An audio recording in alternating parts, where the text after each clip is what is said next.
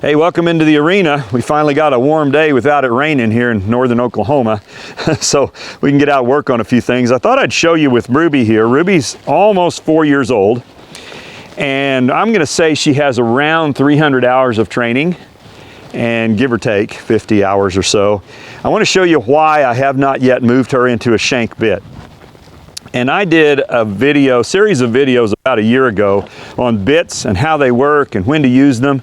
And one of the things I showed in that video series was what the things that your horse needs to know and be good at before you move your horse into a shank bit. And it was things like this. Is your horse really soft, side to side? Really soft? Is your horse really soft when you ask them to drop their nose down like that? Okay, she's pretty good there. Can you move that horse off your legs? Can you guide that horse with your legs? So if I touch her with my right leg position 1, does she move her shoulders? She does. If I touch her with my left leg position 3, does she move her hip around? She does. If I ask her to side pass away to my left, she does. Not quite as good. I had a spur there because she didn't do it very well, okay? So all that's pretty good. And those are the very basics that you really need to be able to put your horse into a shank bit. If you don't have those, you are not going to like the way it turns out. So why have I not done it?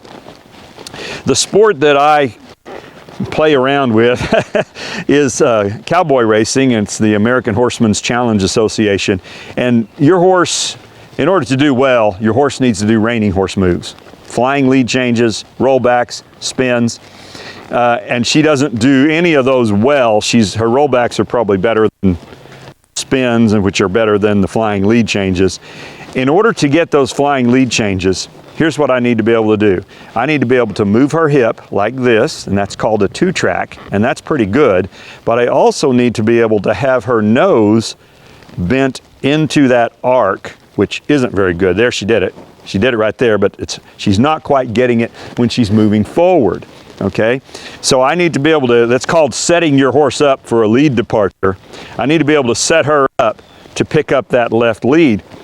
And the reason you want to do that, so if I want my horse to lope off on the left lead, I push her hip to the left. That's actually getting better as we're doing the video. I like that. And then she'll naturally pick up that left lead. So until that part gets good, I'm not going to put her in a shank bit because I would lose the clear communication with her that I need her to move that nose. And she's just not quite there. She's doing pretty well with a lot of other things. And I'll just show you, this is maybe mostly for my benefit. I want to see what it looks like on the video. So if I come in here and stop and ask her for a rollback, and I'm going to do it slow, let her melt to it, back up, ask her to roll back. Wasn't very good. She kind of stepped out of it just a little bit right here, and ask her for it. Okay.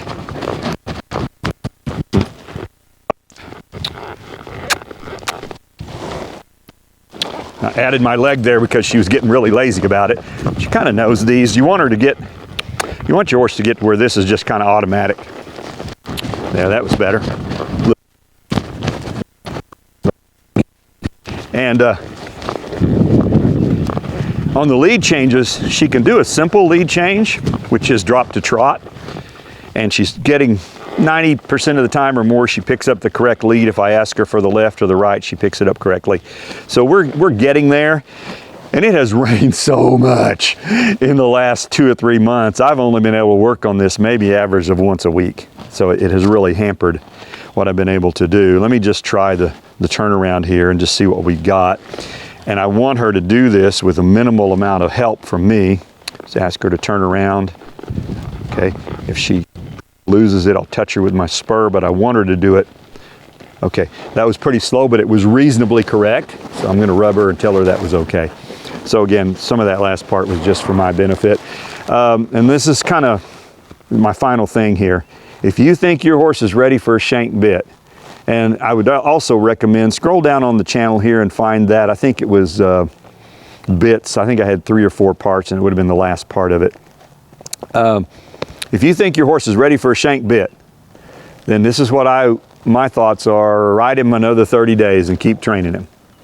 And then after 30 days, if you think your horse is ready for a shank bit, you're pretty sure, ride him another 30 days and keep training him. Keep working on this stuff right here. And then after 90 days, if you're absolutely, totally positive that that horse is ready for a shank bit, maybe 30 more days and then try it. Okay? Don't rush it. And that's what most people do. They rush it because they're in a hurry to get it. The horse isn't ready, and then they end up causing head tossing and stiffness and scaring it, all kinds of bad things. All right? So hope that helps.